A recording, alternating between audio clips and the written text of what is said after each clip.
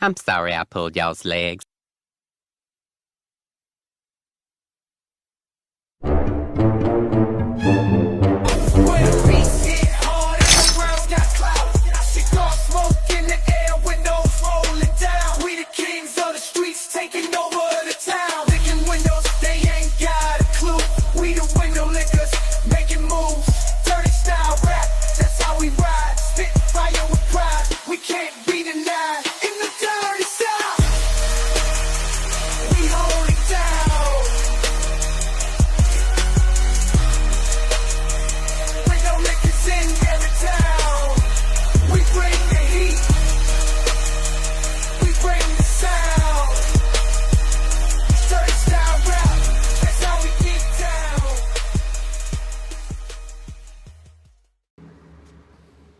How goes it, window lickers, in your house, fans, household, as we call you, Chaos Goblins, emergency broadcast people? How are you doing? We're doing great here in your house. It's an emergency!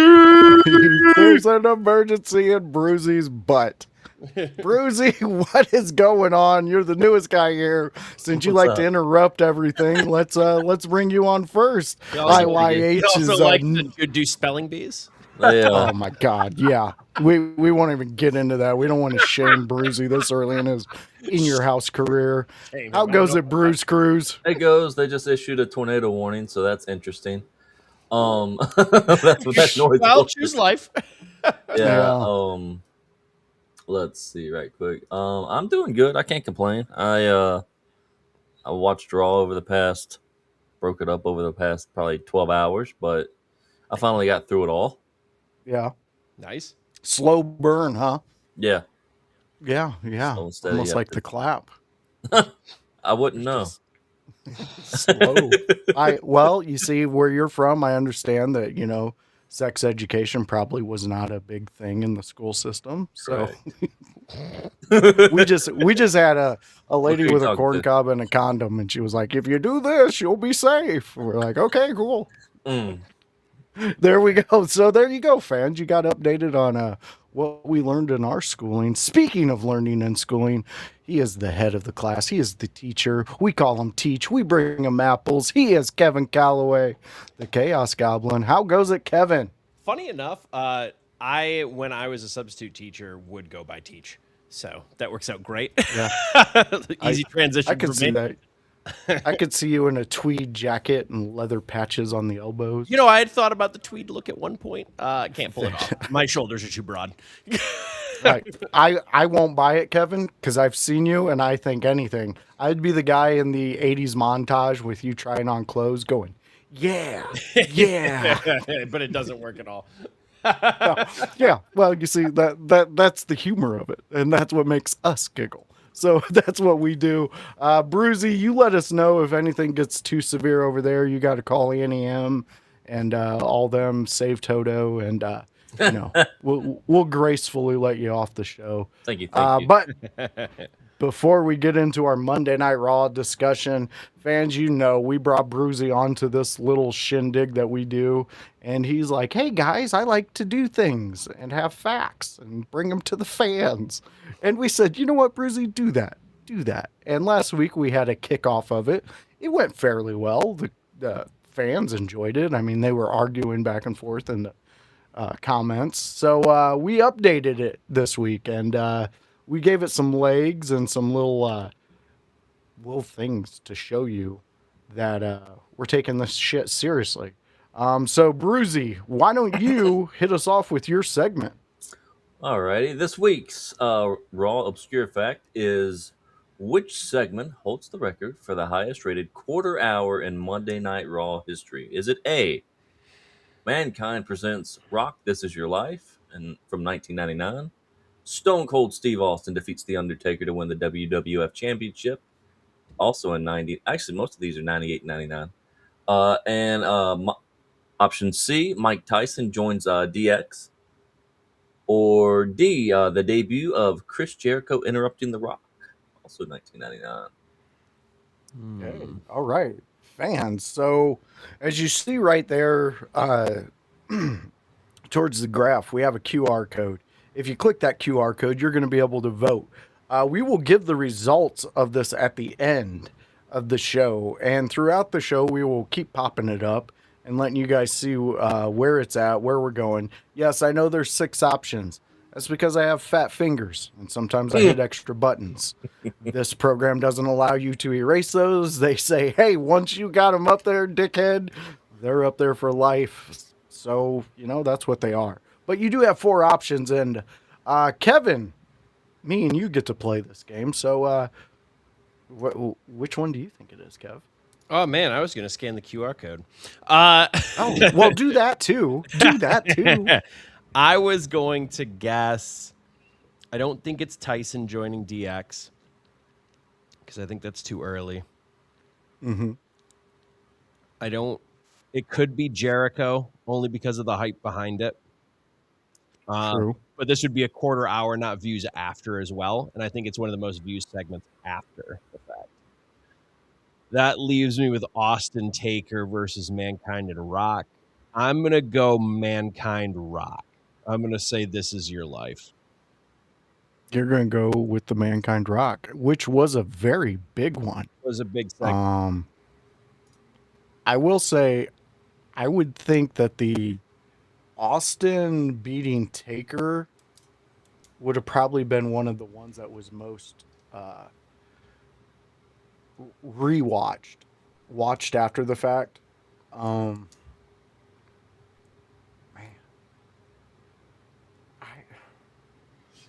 I do think Jericho has an outside shot at this, dude. In the sense that's that where my mind's going. It was very hyped up because of the whole countdown thing. It could have drawn a huge audience, which is the key. Yeah, and weren't they doing that over the course of a long time? Maybe 2 months. Yeah, it was a long time. So, and a rule in promoting is essentially if you want to get something, you promote.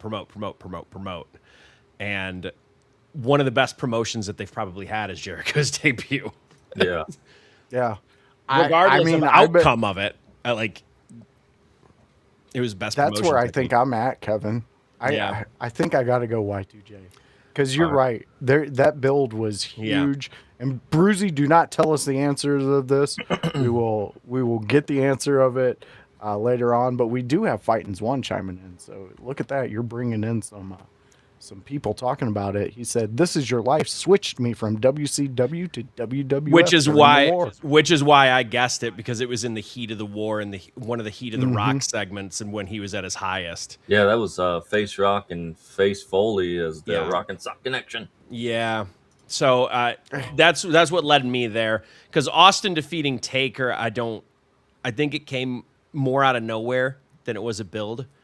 And Tyson joining DX, I think, also kind of came out of nowhere.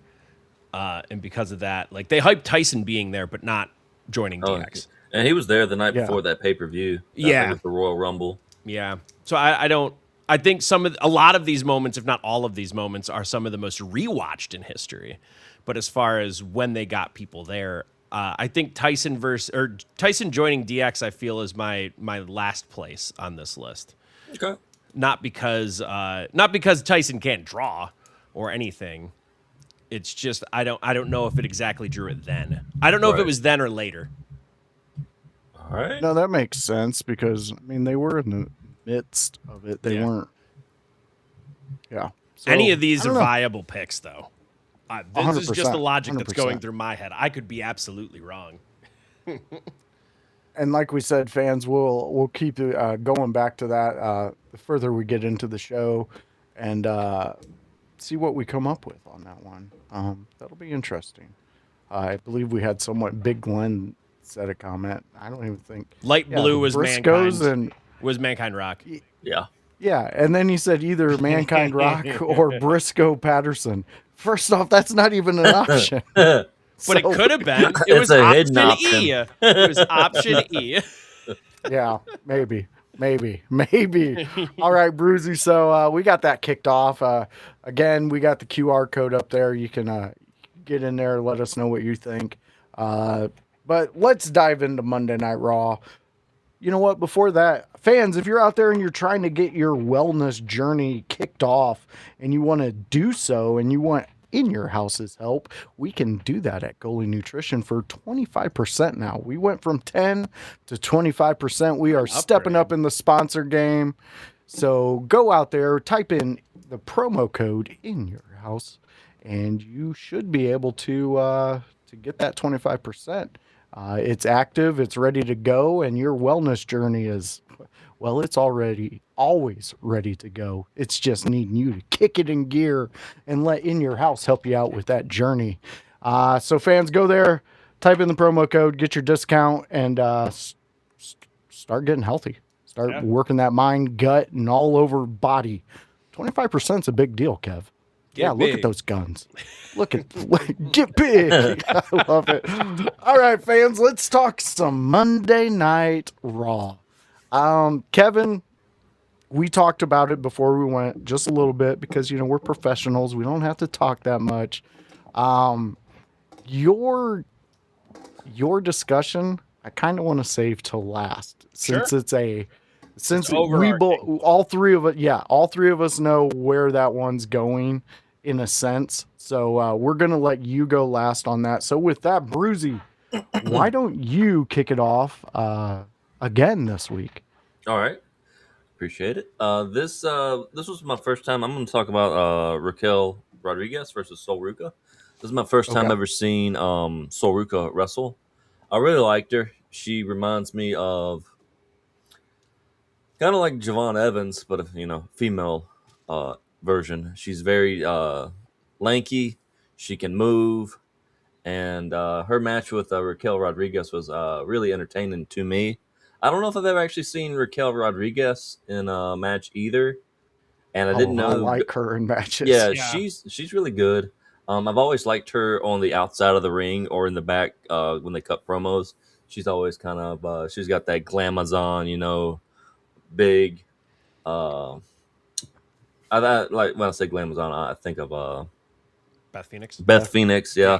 And then you got even further back like China, but I look at more like a Beth Phoenix than a China.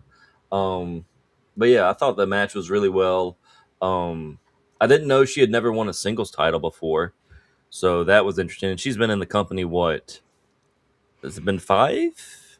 Less than that? Maybe 5 years? And I don't know if that includes NXT or not. I think NXT is longer, but as far as main roster, I want to say 4 or 5, yeah. What did she win? She won... Is there a women's... Forgive me. Is there a women's tag? Yes, she has won that. She has won that? Okay. She has won that. Gotcha. But she's never had a singles title. And she got her nose busted open good this match. Boy, did she. I assume it was dirt from the moonsault on the outside. Maybe her knee clipped her. Yeah, so Sol Ruca's.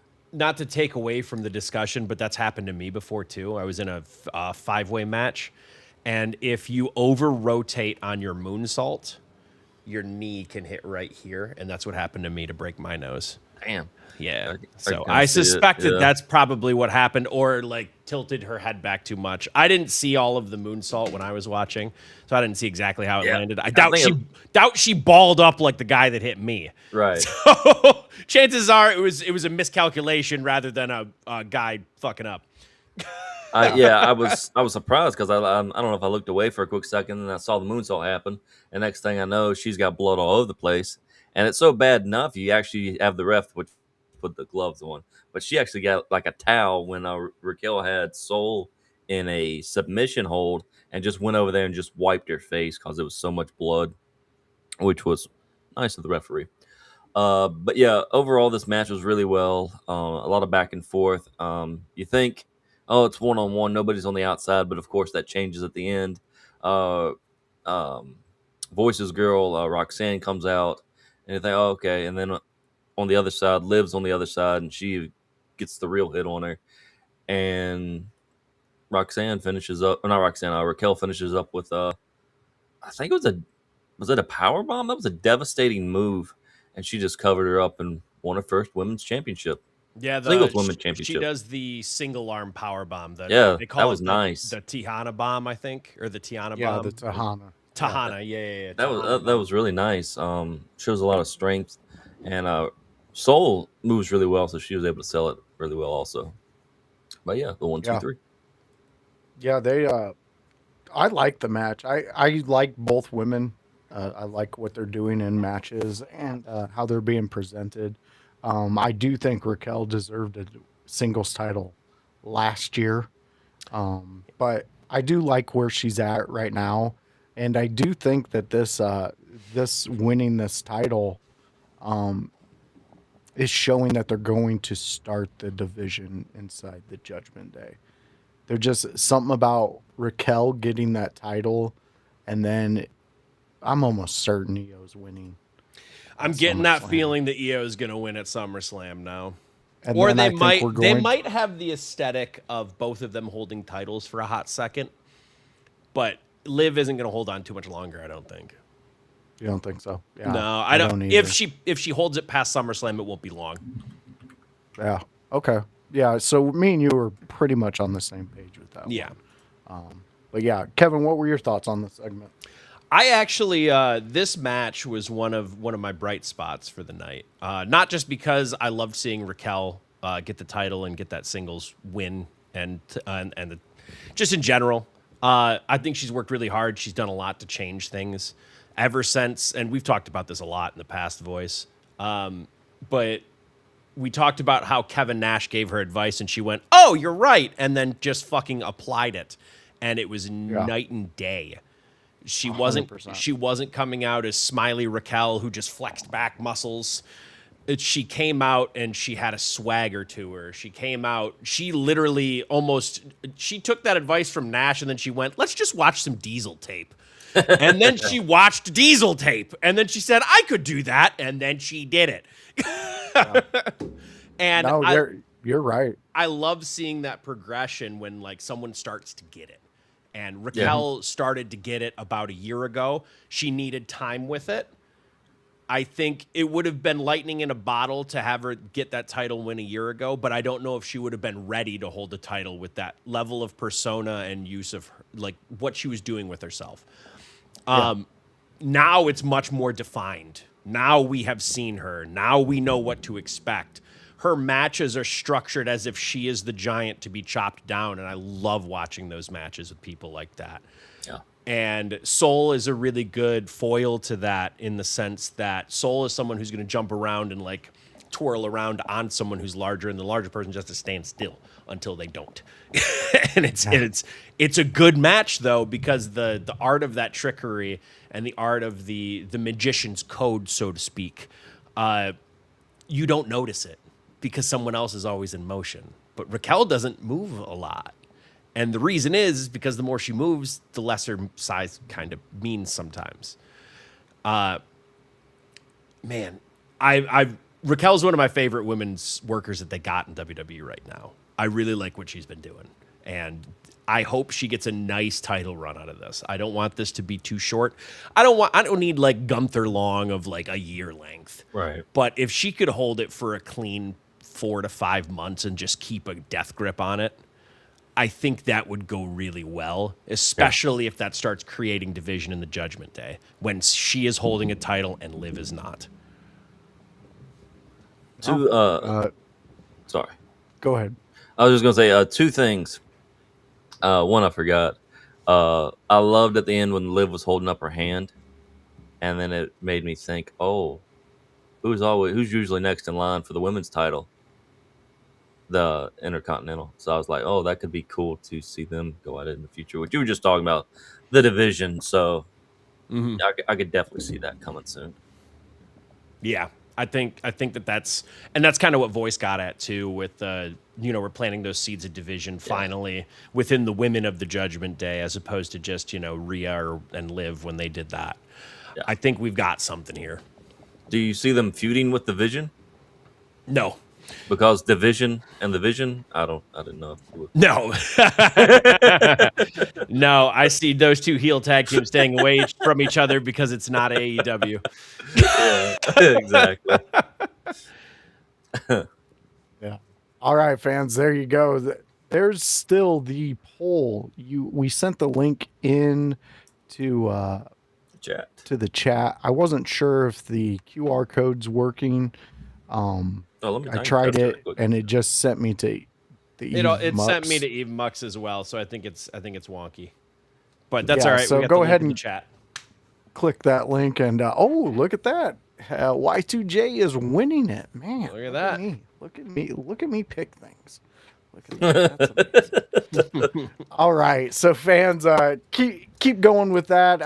Again, click that link in the chat, and you'll be able to get over there and vote really quickly. It's just a side link, and it's a quick click of a button. Speaking of moving on and clicking buttons, let's talk about the buttons that were pushed of the voices. Okay. So my segment is going to revolve around the Danhausen segment with Joe Hendry. But it's not going to be specifically about that. It's going to be about the reactions of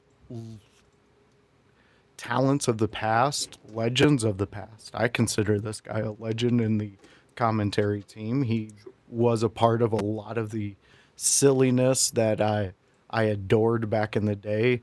And I want to direct my comments directly to the coach, Jonathan Coachman. And I watched his, I think it was like a 8 to 10 minute rant about how this Danhausen segment was the worst segment WWE has ever done. It was the silliest segment WWE's done. He doesn't understand why they're doing this. And he also added that this is destroying Dominic Mysterio's legacy. No. First off, Jonathan Coachman is around from the era in which him and the other commentators would openly just yell puppies and then drool over women in a ring. They would say horribly sexualized things about women and laugh about it. They would also, Jonathan Coachman, if I was to pick the worst segment, didn't you have a match on Monday Night Raw? Ooh. And wasn't it god awful? And a lot of people said, what the fuck are you doing? We also had a moment in time in which our commentary team would go up to a podium and tell us what the ding had to say. Ding. Danhausen is a unique, grown, self-made individual who got seen by the bright lights, and the bright lights said, we can do business. They did business last night. I don't care if you don't like musical segments, things like that. That was a break inside of what we get all the time. And all the time we get some big name, Roman Reigns, Seth Rollins, CM Punk, all these guys coming out here and talking about finishing stories and you fucked me over years ago and we're still on this and you gave me a boo-boo back then and I'm still holding. We see that and we do love that because it tells those stories. But what Danhausen and Joe Hendry did worked inside their storytelling of their world. And fans like me, I can't speak for you guys, but fans like me love those moments. I don't care that it was a bit long, the song. I mean, they went into almost a mini concert for like if you were doing a pop-up concert in a mall. We got 2 songs. We got Joe Hendry doing his thing, then a fucking solo with one hand being played on an organ, and then into this Danhausen new song. I liked it. I liked the fact that we had the Minihausens. Was that the Clippers cheerleaders that were out there? Yeah, it was. So you're involving LA in that moment. And then you're also involving another thing from the boxing world that they're trying to set up and build and make a big thing. He's involved. Am I missing something in the entertainment value, Kevin Bruzy? Why would somebody who has the catalog that Jonathan Coachman has, that we can go into any platform and look up his silliness that he's done over the years, why would he say something like this? Attention. I mean, that's what you think. That's where you think it's just baseline attention. Baseline attention. Go ahead, Bruzy. I was just gonna say one of the worst angles I could think of was when he was there, Katie Vick. Yeah. I mean, that's probably one of the worst segments ever, and that was like 2002, 2003. I was just like, that's stupid. How is this anywhere compared to that? Yeah, and Yeah. you can even look at other stuff. I think some of the worst segments and the worst stories that you could possibly go across would be like the Kennel from Hell match was fucking garbage. All bad. Everything involved with it made both competitors look worse on the backside of it, including like I was listening to a couple of historical things recently this week, and like Big Boss Man, Big Ray Trailer, like he is a prodigy of the industry, and it made him look bad. Like that's what people remember now is the stupid goddamn Kennel from Hell match. It was that fucking bad and toxic. Will this be remembered that way? No. It will be remembered as a blip, as in probably not remembered at all. I think with this segment specifically, I have my own issues with it. I think they picked the wrong crowd for this segment. Yeah. Is really what their issue was. And I'll get more into that later with my segment. But I think they could have done without the dancers. I think it just went too long. I think that was my problem with it, because if they just did the "You Are Cursed" and had that, and the Mini-Housens were out there doing their Mini-Housen things, and we didn't have dancers for an extra minute and a half, that's when it started dragging on. And because they just said the same stuff over and over. If they had like a verse, that would have been sick. Yeah, have Joe Hendry go up there and do another verse. Like, fuck it, he can do that. I know he can do it. I've watched him do it. Yeah, he can. But instead, they just said the same thing over and over and over again, and eventually, like, that just doesn't work. And the dancers themselves are better on a stage. And I know you're trying to treat the wrestling ring like a stage, but unless they're in the fucking ring, it's not the stage. Yeah. They're on the outside. They're security. Yeah. All right, guys. Yeah. I hate to, but this storm's getting really close, so I've got to go. Okay. Bruzy. Okay, Bruzy. Alrighty. Take care. Let us know Stay safe. anything. Woulda. Yeah, Alrighty. stay safe, brother. Let us know you're okay. Woulda. All right, guys. So you seen that Bruzy? Well, we got interrupted with his the emergency broadcast going off at the beginning. He's got some tornado watches happening in his area, so you know we'll all think of Bruzy and hope he's okay. Things like that. And while we're getting into comments here, Fighting's one, no, you are not wrong, because he pushed an emotion. And that's what that's supposed to do. Even if you don't like Danhausen and you want him to get stomped out, like, cool, he pushed an emotion. There was something that cared. Yeah. Was it the desired emotion? Probably not, but at least it pushed something. Exactly. At least it pushed something. Exactly. Yeah, and Kevin, I agree with you. There's a lot of time. Well, I wouldn't say a lot of time, but a minute and a half could have been cut out of that. Yeah. I see kind of where they were trying to go with involving the Clippers dancers and things. The Clippers you get the integration.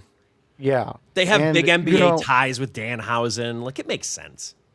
Yeah, it does make sense, but again, if there was another verse in there, I mean, I was waiting for another verse. You know where I actually would have done it. God, I wish they had the stage for this these days. But they used to have, for like Raw is War, they would have the up platform for the entrance ramp, and you'd walk down it, right? Mm-hmm. They don't have that anymore. But if they had that, you know where this segment would have been perfect? The fucking entrance ramp. Because if you'd have had the big entrance ramp like they used to in like the 2000s, and they only recently got rid of it so that they could minimize costs. I think it was post-COVID that they got rid of it. And where I would have done a segment like this is in the entranceway, because then that's the stage. You can have the dancers on the outside, and then when Danhausen gets attacked, they can still be there. They don't have to be gone. Because when Danhausen gets attacked, they can't be in the ring. Like, the planning for this segment was just not overly well done, if I'm being honest. Because there's a lot of things I would do to change the visual of it, because this is a segment that can work. We've seen this kind of segment work. This is not the dumbest segment I've ever seen. It wasn't a super well thought out one, but the concept of this segment is solid in the context of we do goofy shit in wrestling all the time. Yeah, and I kind of thought JD and Dom brought some type of legitimate, like, we're annoyed feeling with this. I mean, the way they were It was laying interesting into to have the Danhausen. UFC fighter into that too, because Yeah. I'd love to have an integration more that way with Ryan Garcia if they're gonna do something like that where he does a conga line and then attacks him himself, and then Judgment Day attacks him. I mean, fuck it. Yeah. Then Danhausen Yeah. comes out with a fighter, and then they brawl away or whatever however to protect themselves. Who gives a shit? Well, and yeah, I like where your mind's at though. I really do, because he did it with the basketball and the Knicks. You could almost use Danhausen as that bridge for the entertainment world, because the entertainment world seems to get what he's doing. Yeah. And they're enjoying it. Yeah, because I mean, it's and goofy even- shit. It's goofy internet shit. It's perfect. It's Svengoolie, like we've said forever. He's just Svengoolie. Dude. Yeah, and you add Joe Hendry Yeah. into that. I mean, come on, he's the next level of Danhausen, you know, a more polished version for a actual gimmick of a wrestler, not Yeah. a gimmick of a creature of the night, you know. Right. I like the and pairing of those two together because I think there's a lot of I do too. there is a lot of stuff that they can do in different ways with different shit and different gags. Even the same gags done different ways. I think it gives both of them more life because they have Yeah. someone to play off of. Hendry alone and Danhausen alone will only last for so long if you overexpose them. If you pair them together, their shelf life is longer. I think in this case because you have different. I agree with you. You have And it different even comedies. 100%, and it extends even further with the opponents they pick for them. Yeah. I mean, Dom and JD, they've been running this story for a while. They're still asking for their money, and it's Yeah. still entertaining. Yeah. I'm still enjoying it. I get where you're at. Fighting's one. Some people, Danhausen's not their not their cup of tea. And that's fine. He understands that. He's still going to be Danhausen. But- You're not going to change. But for Coachman to act like this is worse than gobbledygooker, like I don't know, dog. Yeah, You- sometimes I I did a wish whole these. blog about not talking in definitives, and this is one of those times. know. I This know. is one of And those times. You don't say of all time, because if you say of all time, there is too much history. Yeah. And we talked about it, I mean, a couple weeks ago when Foley came to AEW. Me and you had a discussion about it, and I was like, this dude's out here saying this is the best wrestling he has ever seen. Like, Kevin, we know his catalog. This is not the best wrestling you've ever seen. It's not. by He was there in the far. territories. He's watched tape of yeah. Bruno. Come on. Dude. Yeah. And I understand he's going out there and doing what's He's best pumping up for the the company. Yeah, he's with the company. But I will say that redemption, and I know this is an AEW, but that redemption moment, that to was me is something. going way too far. It was something. Way too far with that. Yeah. It But was we won't something. go into that, Kevin. We got other shows. We could talk into that one. But let's get into what you wanted to talk about, because my ears perked up when I heard you say your idea for this. So, Kevin, I am the student. Teach me. Okay, so I will start off by saying, and I usually come on here and I try and be as positive as possible, and I try and look at what they were doing, and I try and figure out what business they want behind things. So, like, for example, we talked about Danhausen and Joe Hendry. I would not have included the dancers because it was too long, but I see where they were going with the business of it. There were so many segments on this taping, on this broadcast, whatever you want to call it, that furthered nothing for their bigger feuds and gave nothing to the fans. It was, for a SummerSlam go-home show, this was weak as fuck. It was not good. And I say this with as much due respect as I can. You already sold me on a lot of these matches, which tells me if you don't have enough for the go home to make it more exciting, that you took too long getting here. Roman and Seth could have been a video package that was better than what they did in the ring. Oba and Brock could have been a video package that was better than they did in the ring. And especially, and I'll get to it, actually, since we'll have extra time, I'll get to the extra internet chatter about the Oba powerbomb thing later, too. Okay. We'll have some extra time at the tail end, I think.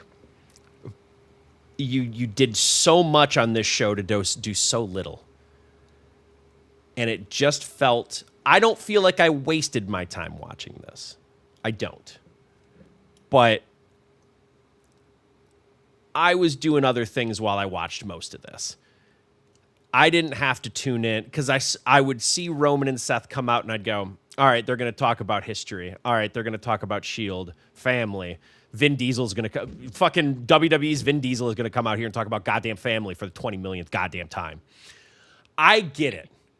I'm already ready for the match. You've already sold me. If you've already sold the audience and you have nothing, find fucking something else. 100.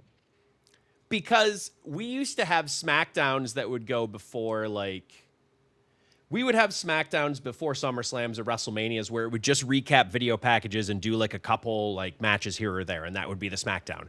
I would have preferred that for some of these matches. Because doing the segment in the Hell in a Cell with Obad's opening thing, like, it did more to hurt both of them than it did help them. Seth and Roman went out there and said the same thing for the third or fourth week in a row. And it just didn't seem, it seemed like they were on fumes. They got lucky with Io and Liv in the sense that they did the exact same thing, but with a different outcome. So that one worked. But it didn't really further much with Liv and Io. And Liv and Io's match, while I think will be good, I'm excited for the match. They haven't done much to build it, probably because of trying to protect Liv or something. I don't know. The booking of this show baffled me.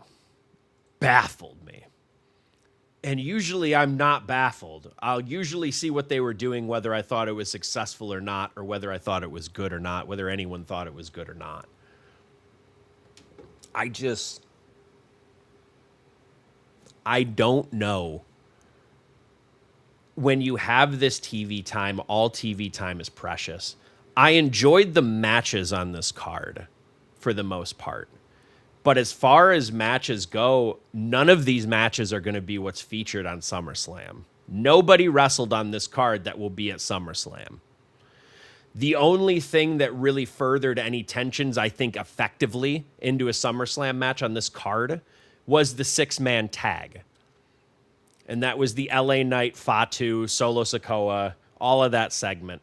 You gave them a one-up over the Bloodline going into a match they're probably going to lose because they're going to want Fatu to go over in general and just Bloodline in general.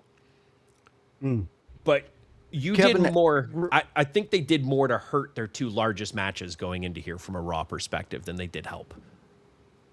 I agree with that. You spoke of the Bloodline LA Knight solo match. Mm-hmm. Have you heard the rumors or fans' opinions that they're cutting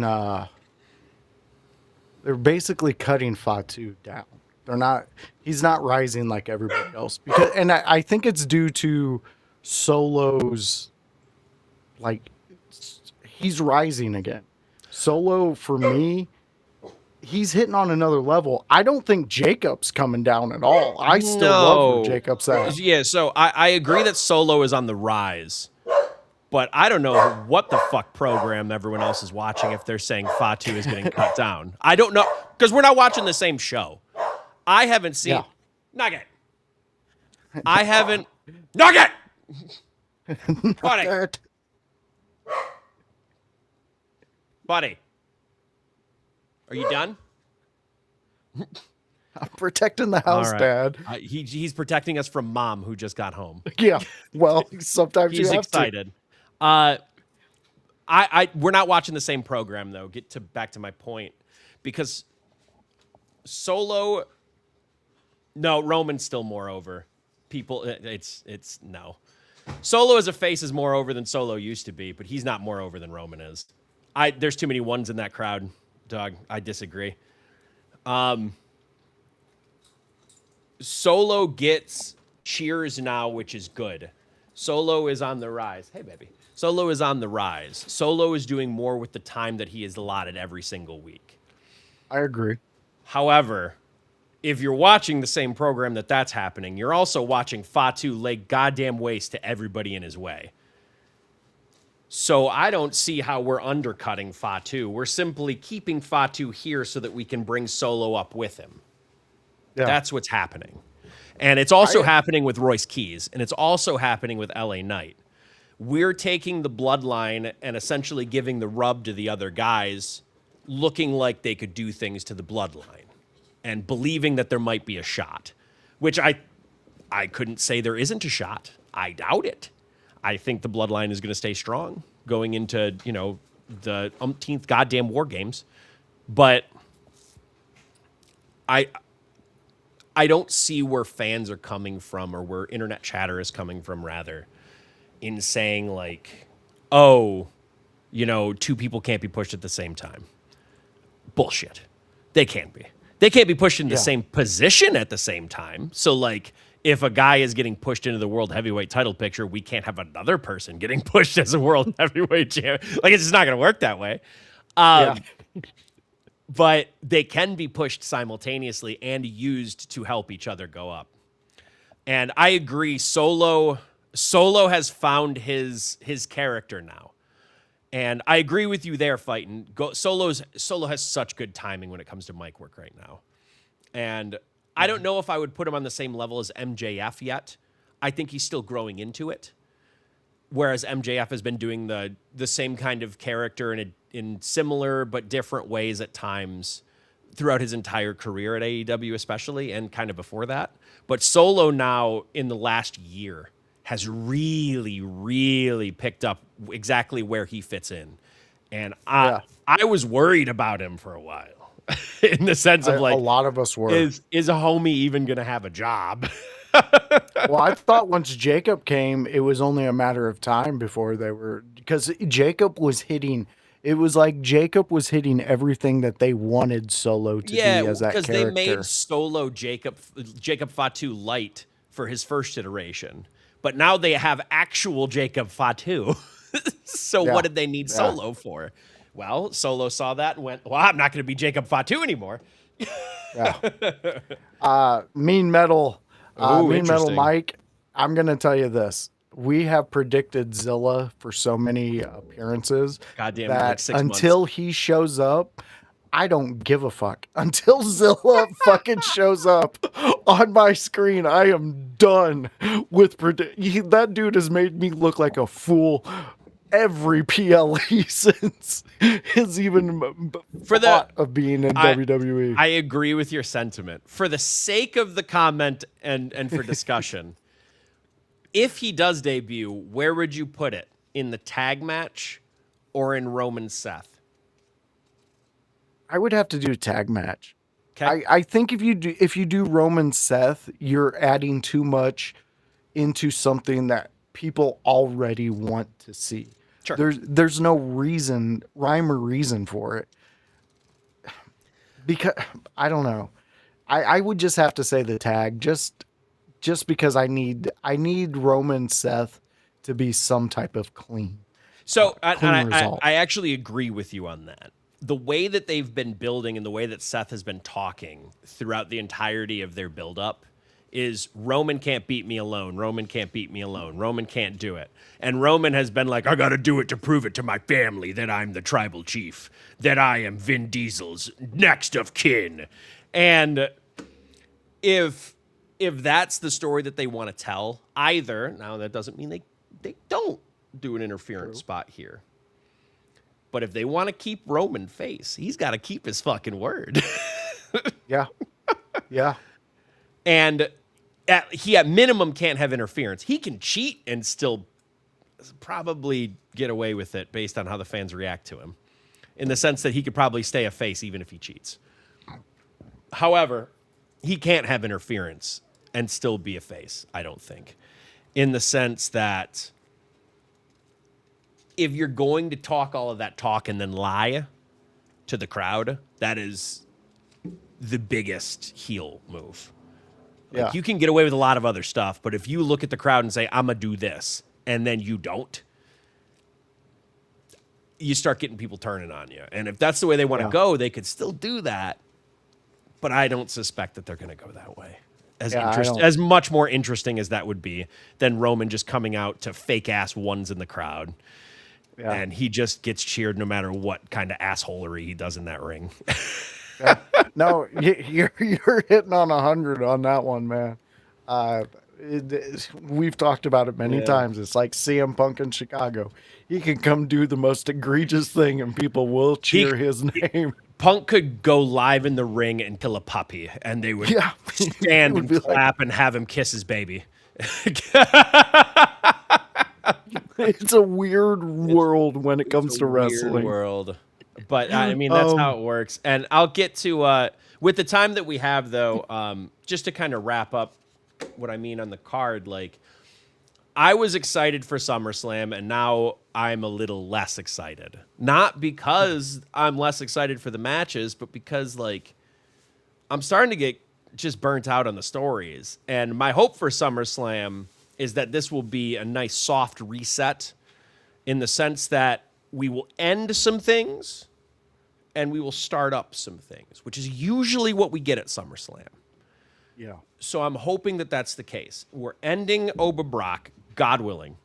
We're ending Seth and Roman, God willing. We don't need to end Punk Cody, I don't think. I don't think we need to end that yet. In the sense that there's still meat on that bone, especially depending on what they do to get there. Yeah. Gunther Aldis has got to be the end. Like, a lot of these things have to be the end so that new beginnings come about. And I was hoping for more of a go home that could send me into it doing that. Whoop, there goes my camera. That could send me into it doing that. And it just kind of didn't. At least it didn't from my perspective and like where I wanted it to be. But at the same time, like, am I less excited for SummerSlam? Not really. I'm the same excited for SummerSlam. Maybe a little less, like I said earlier. Only because the stories are more tried. But the matchups I'm still excited for. I can agree with you. And I agree with you on that. And bonus topic, because it got requested by our boss man. Please talk about that dead weight spot. What on earth was that kid thinking? What do you think happened? I have it pulled up over here. We have Oba Femi botch. Now, I saw some chatter online about this. And the chatter that I saw was trying to blame Oba for this. And the chatter online was like, oh, Oba should have went with the powerbomb when he went. You know, he needed to coach him better. The guy didn't know that he had to keep him up. Here's the thing with pop-up powerbombs. Yes, if you're throwing Kevin Owens as pop-up powerbomb, you would go right away like this guy was trying to do. But Oba has never thrown it that way for the most part. He's always connected and then went. And I guarantee you, with extras who are about to take a move, either they go through it and they practice to make sure that this doesn't make someone look like an idiot or hurt someone. Specifically the idiot. They don't care that much about the health of the extras, I promise you. They care about their superstars looking like idiots. Way more than they care about the extras' medical bills. Because the medical bills are less money than costing a superstar their glory.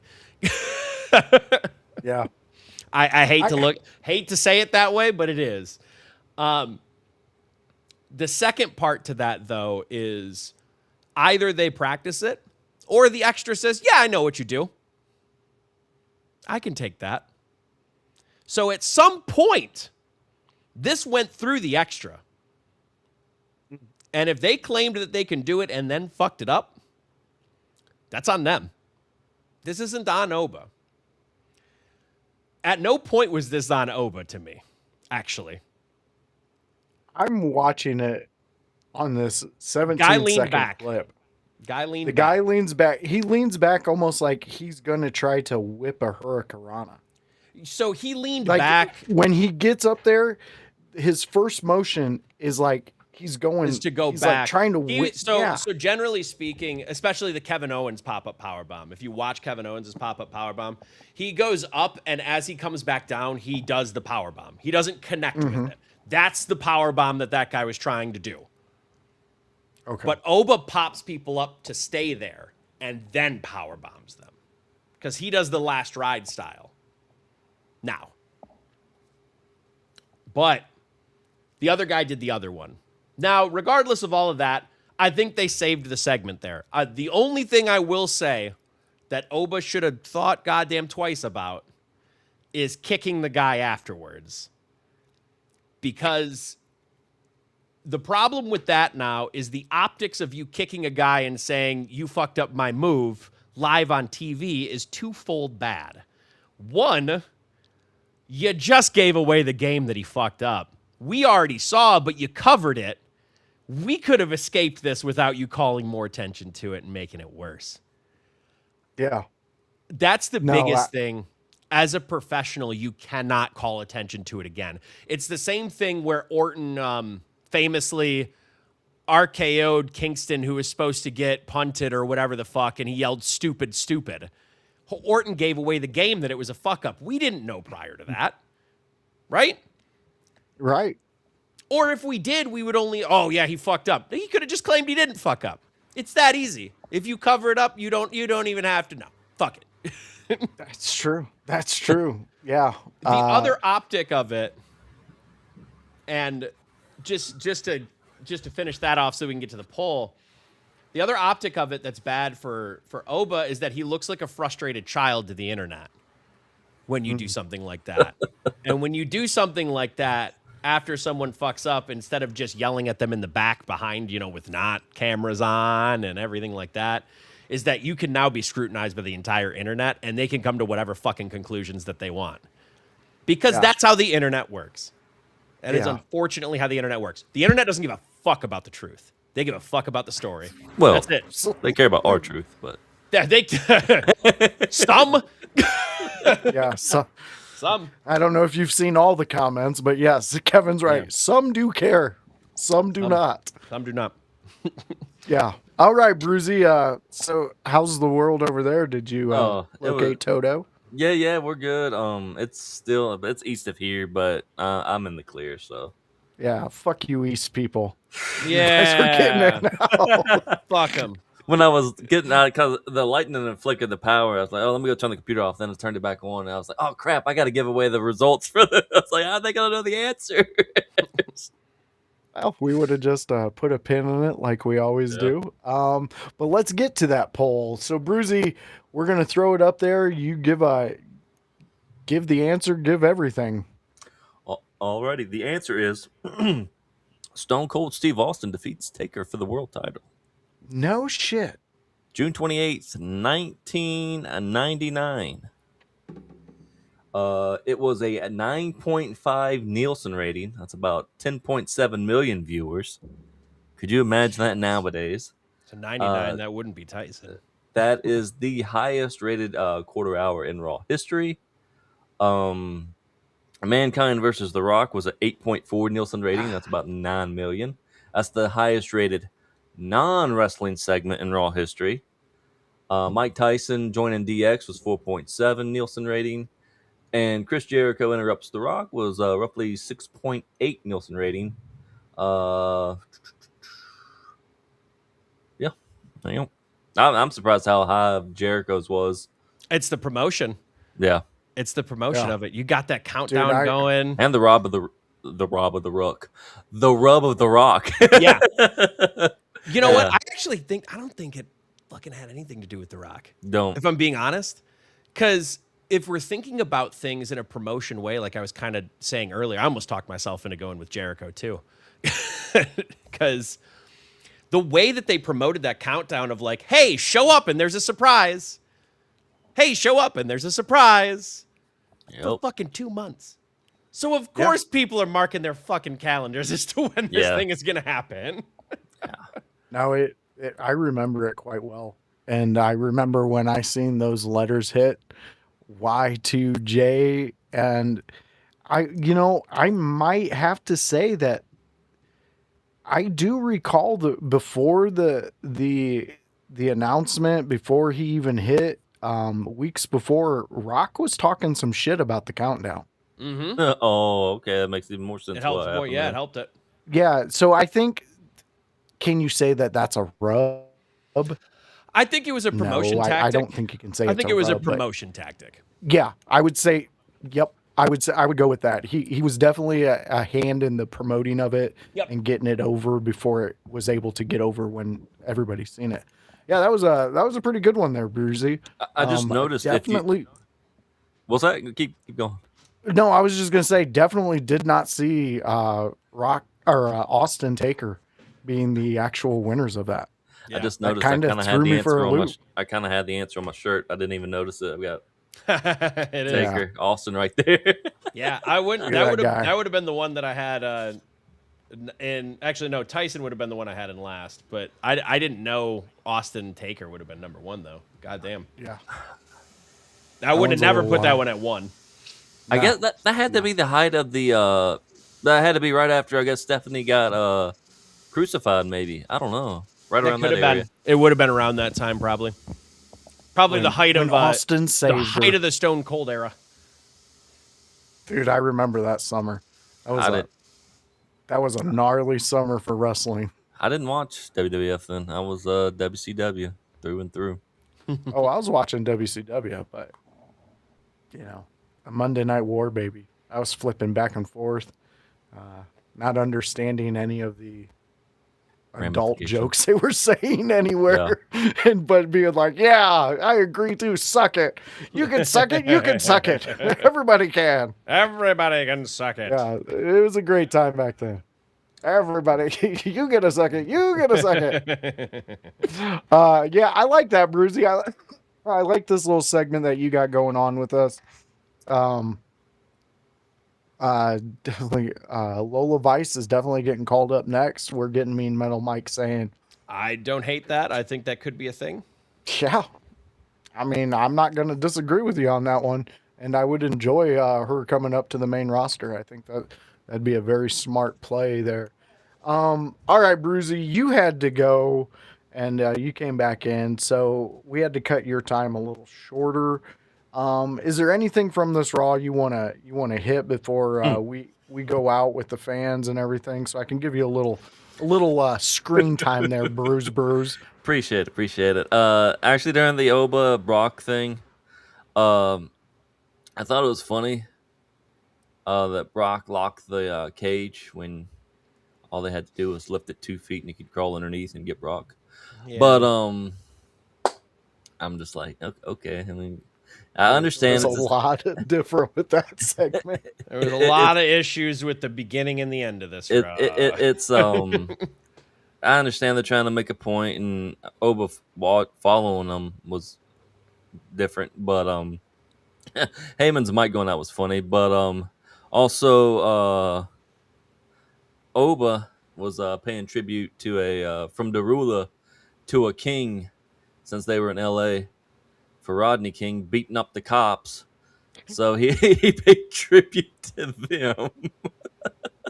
Dude, that cop, I'm telling you, it looks like that motherfucker tried to whip a hurricanrana. I've seen 1,000 of them. It did look like he was trying to whip a hurricanrana. I had flashbacks to Brock Lesnar, Hardcore Holly landing on his neck, and I was like, oh no, pick him back up and do it right. And obviously he did. But No, he also caught him to make sure he didn't die. Yeah, Yeah. He definitely made sure that dude did not land on his head. Yeah. Kevin also brought up the point, Bruzy, since you're on this moment right here, the kick after. Kevin saying that I could tell. that just makes you look really shitty because the internet is allowed Yes. to now have an opinion because of what he said afterwards. I saw what that. was your thoughts on that? I saw that and I was like, nah, that wasn't normal. That was I'm pissed off because the spot looks stupid. It reminds me of kind of when Brock punched Braun Strowman that one time for making a mistake. But and also that goes into the next segment. You got about 10 cops out there, which obviously they're going to be, wrestling students or local students for wrestling. Why couldn't they have them as enhancement talents and fight a match against the Vision instead of having Otis and what's his name? Tozawa go out there? It's like you could have built that match up for SummerSlam, and now it's just an injury angle, I guess. I don't think Otis. they had room on the card. And because they didn't have room on the card, I actually don't. Oh, you're talking with about what they SummerSlam. did. Gotcha. Yeah, I don't think they had room on the card. Now, granted, room on the card is subjective. They could have just added another fucking match. Right. But room on the card in their heads, because they have 6 matches per show already, and if they have 6 matches per show, that's kind of where they tend to stop. Even that's more than they usually fucking do. True. And that's 2 nights, so that's 12 matches in 2 days, which is way more than they usually do. I think they ran this injury angle so that Voice's prediction comes true. I didn't hear what it was. Let me see if I can predict his prediction. Is it some kind of head injury angle where he thinks he's someone else and he's with the Vision or something? Okay. No, it's simpler than that. Okay. Yeah. I think they did this angle to keep them off TV. Okay. And they keep them off TV so that they can have a triumphant return. And when they have a triumphant return, they win the titles. Gotcha. I think that's what's going to happen now. I didn't think it was going to happen as quick as Voice was kind of predicting, in the sense that I think Voice thought they were going to win it quick and they were going to catch this lightning in a bottle. I think instead what they're doing is writing them off TV so that Vision can have a longer reign, get Maxine onto her feet in the Vision, and then have them come back 3 months. Let's say 3 months. Come back at Survivor Series and win it. Something like that. Yeah. Yeah, and Kevin's 100% right with my thinking on that. I thought they were it's just those moments you see when the fans get behind certain individuals. Mm-hmm. Sometimes the WWE makes that quick. They pull that trigger real quick, and that's what I thought they were doing. Kevin's right on that one, but now I do see it's probably going to be a longer draw, I think which works way better. I think it does work way better here, especially because if they just kept them on TV doing the same shit over and over and over again, at some point we just don't care if they win. Yeah. But if we write them off, how can we miss you if you don't go away? Yep. 100%. 100% on that one. Bruzy, final thoughts. Out of the three Raws that I've seen now, it's the longest streak I've had watching Raw in a while.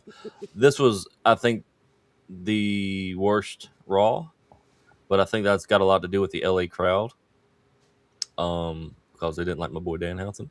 But and what are they doing with Rusev? I don't know if you guys saw the video on Reddit where he just rolled out of the ring and walked out after he got pinned by Javon Evans. It was reminded me of Austin Theory when he got pinned by John. Oh, you're talking about not Austin Theory, Austin Aries. So, thank you, Austin Aries. Yes, back I think it was TNA a few years ago. It was. I'm just like, I don't know.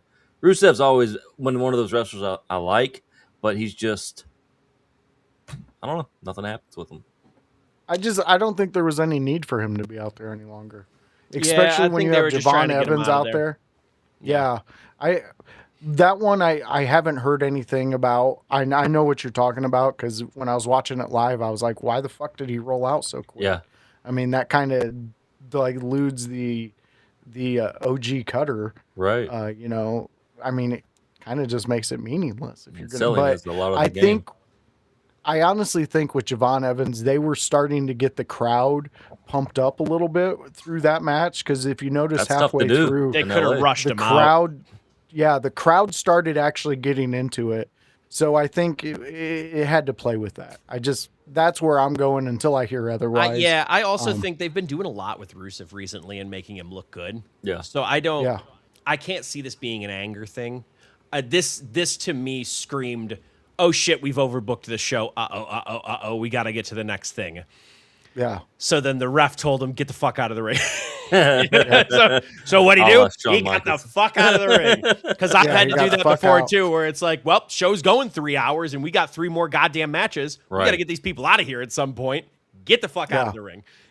Yeah. True. And then they allowed Evans to get his like 30 seconds of, Yeah. celebration, and then Yeah. it was out. Yeah. So I think that's where it's at. Sometimes the internet reads too far into things, which I've gotten trapped into that. Internet likes to go on its, Internet be on its interneting. journeys. Let's hit this for the final topic. We'll Sure. put a pin in everything else. Mean Metal Mike has asked twice, what is going on with Bailey? Thoughts, guys? She's gonna be a coach. I think she's gonna wrap up in-ring career and go be a coach. Do I think that there's a possibility she could go to AEW? Maybe. But I think it depends on where she sees herself and where she sees her body. I don't know what that feels like these days. I'm not her. But I think usually, and I think I talked to one of my buddies about this. I think she's going to be the next Sarah Del Rey. For those of you who do not know, Sarah Del Rey is the most prolific women's trainer that the WWE has ever had. I think Bailey will be the next one of that, whether that is now or in a couple years. Yeah. No, I'm there with you. Again, like with the Rusev topic, until I hear Bailey say what she's going to do, I can't. I hope she's just taking some time off, because I still like seeing Bailey matches. I like Bailey. I think she's one of the shiny spots of the women's division, even without a title. And I would love to see her in some type of coaching role. And if AEW was smart and they could, move some things around, it would be smart to get her on your roster. Yeah. I mean, that the women's division they have even there, just to help out people. Exactly, Kevin. Yeah, you're where I'm at. Bruzy, did you have any thoughts on Bailey? Not particularly. I think whatever she does, she'll be fine. I think she'd be great as a trainer. She'd be good. She goes to AEW. She keeps doing what she's doing now. I mean, I would like to see her eventually get back into like a main event type role, but I really have no other thoughts. Fair. All right. Well, we will put a pin in this show until we have another Raw, in which that'll be right after SummerSlam. So we'll have a lot to talk about, guys. This will be a big one. We'll give you some SummerSlam thoughts. We'll see what everybody's schedule looks like. Maybe we can get like 10, 15 minutes earlier so we can, just go over some of the SummerSlam things that we love. We will be, I don't know if, is IYH covering any of the SummerSlam? I don't think so. Have we talked about it? We haven't talked about it. So there's always a chance. You never know what In Your House does. But never know what we'll do. You can find out what my friends are doing. And Kevin, let them know where they can find you. You can follow me and Kevin Kalloway on Facebook. You can follow me at Kalloway Kevin on Instagram. You can also follow me at twitch.tv/Kevin Kalloway Pro. I will be streaming Thursday and Friday this week. Before going up north for the What weekend. games? Probably Silk Song on Thursday, and probably just a random roguelike that I decide on Friday. Maybe I was feeling some Binding of Isaac. Maybe some Binding of Isaac on Friday. Kevin always says the titles, so like he's just in character, and I just love it. I wish people would pay him just to say their game titles. All right, Bruzy, where can they find you? They know where to find Kevin, but where can they find the Brewster? You can find me on Twitch at twitch.tv/Bruzy. Also have a secondary channel on TikTok called The Retro Recluse. And you can actually find me on Facebook under my printing services, Piedmont Industrial Print. Any kind of printing, merchandise, anything, feel free to reach over there and send me a message, and I can get you set up with some print merch. Beautiful. And yeah, let him know you discovered him through us, or if you didn't, lie to him. He doesn't know. I won't know. Whatever you type, he won't know. So let him know IYH sent you. And, fans, support my friends. Support anybody who's a part of In Your House, the household, all that. Everybody does such great work on their own. And then when they combined into the In Your House network, the work just amplifies and goes bigger. Speaking of the work, 6:15 is when we go live for the Tuesday show every Tuesday, where we discuss Monday Night Raw. I discuss it with my friend Kevin Kalloway and our friend Bruzy. And Bruzy will give you some facts and we'll talk about it. We'll put it in a poll form. And if you don't like that, well, drop us a message on the website, inyourhouse.com, and tell us your suggestion. And, we'll look at it. We might giggle. We might even do what you suggest. You never know. But you can always stop in here on Tuesdays at 6:15 when we talk Monday Night Raw. Do you like WCW? Do you like cowboy hats? Do you like Mongo McMichael having a little dog in costumes for at least the first 20 minutes of the WCW Nitros? Well, you can join me in house where we talk about it, we laugh about it, and we wonder why the fuck did they do this? Eric Bischoff looked like he wanted to murder that dog every time he's seen it. So come join me in house at 6 p.m. on a Wednesday when we watch That's It, WCW. Outside of that, guys, we have an AEW show that was started by you fans because you guys said we need to talk AEW. We did one. It's the AEW Dynamite. Yeah, it's a fun show. It's a great show. It's an OG Tony house and voice show where we sit around and we talk AEW Dynamite. We tell you what we love. We tell you what we loathe and everything in between. And that's where you guys come in, where you guys give us your opinions and your thoughts. The AEW chat has gotten wild lately. Everybody's giving their opinions. Everybody has something to say about AEW. So come be a part of that. That is 6 p.m. on a Thursday where you can catch OG Tony, House, and me when we talk AEW Dynamite. Fans, there's so much going on here at In Your House. Go to Goalie Nutrition, drop the promo code IYH, get your 25% off everything that you can put in a cart. Also, go and check our website out. We have friends out there. We have rib shot links. We have Gonzo Sports Room and Wrestling Room links. Check them out on Mondays and Fridays where they cover Raw right after Raw. Last night was the kickoff show. It was a good show. These guys they broke down every match. It was a half an hour show, bite size, ready to easily digest and get all your information about Monday Night Raw. Stop in on Friday night right after SmackDown where they do it again. It's OG Tony and Chris Gonzo out of the Gonzo Sports Room and Wrestling Room.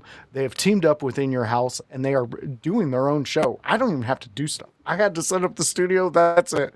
They hit go, they go with it, and it's a great show. So fans, what I'm telling you, check out our website, inyourhouse.com. You will find all this information that I've rambled about at probably an easier pace than listening to me. So you'll be able to stroll at your own pace and find the blogs that Kevin does. We have so much. The brand new episodes are always up there, usually a day after they go live. Go check it out. You'll see what I'm talking about. Stop in here next Tuesday at 6:15 when we talk Monday Night Raw. And for my friends, Kevin Calloway and Bruzy, we'll see you next time at In Your House for the Raw review show on a Tuesday. Bye.